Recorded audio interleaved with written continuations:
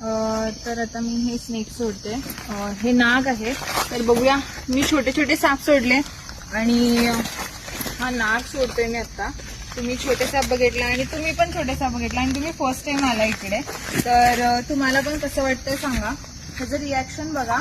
हे आता काय करतंय काय करत नाही. आणि तुम्ही ते सुद्धा साप बघितला दोन्ही. ते छोटे होते, बिनविषारी होते. हा विषारी साप आहे नाग.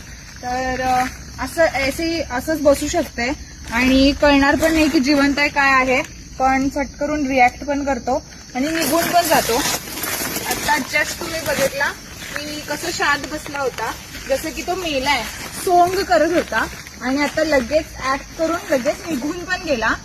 खरं बाईट नाही केला. बरोबर ना सर?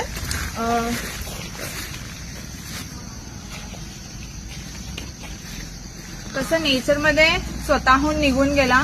आम्ही किती जवळ होतो, मी पण